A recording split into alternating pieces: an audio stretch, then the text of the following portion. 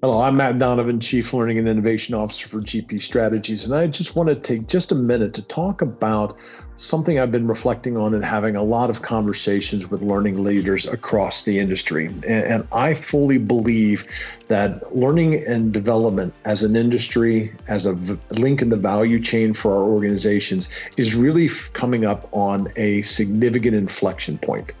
And what I mean by that is it is something similar to what I've seen in supply chain management probably 25 years ago.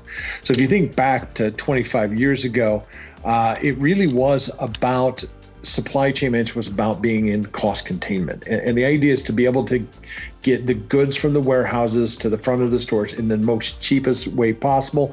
It was all about as little as you could possibly spend to do that. It was a lot about managing the relationships with unions, the price of gas, the location of warehouses. That's what it had a lot to do. And you think about big giant companies at the time like Sears and Kmart. This was a practice that they had been mastering for quite a while and really focused on that cost containment system side of the equation. However, about 25 years ago, you started to have Amazon and Walmart came into the system and they started really rethink supply chain management from a different lens.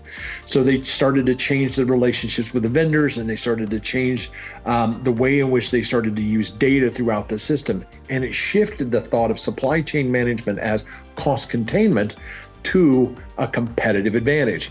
So through the use of data and changing the relationships with their vendors, they were able to identify new revenue streams, new ways in which they could partner with their suppliers to create new products that they could put on their shelves and in different sizes, different configurations. And they were able to use that data to drive and inform not only their business decisions, but those also of the third-party suppliers that they were also part of that system. And what you started to see over time is supply chain management really was executed at a different level as you started to integrate data, and the relationships with the vendors really started to change that over time.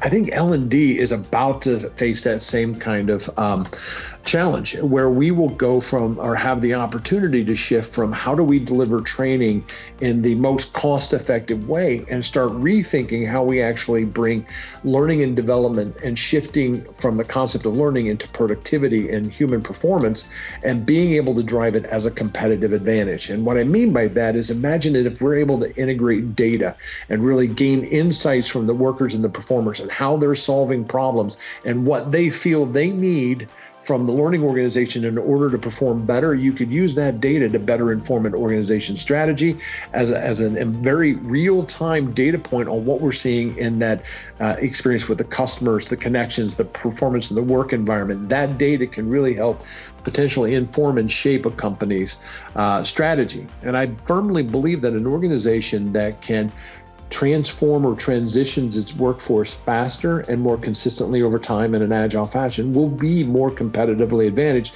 than those that cannot. And so like you think back in the supply chain management, the question is, will a learning organization like that, will they be like Sears or Kmart and struggle and really be left in the legacy of focusing on cost containment? Or are you going to be part of the Amazon or the Walmarts of the future where you're really thinking about it becoming a competitive advantage, tying into the strategy of the organization? And as always, we'd love to keep the conversation going. We'd love to hear from you. We'd love to hear about new ideas or even reflections on what we've been sharing. We know you all have great lived experiences in this field, great insights, wisdom to share. So definitely subscribe. We'd love to hear from you, and we look forward to more great ideas.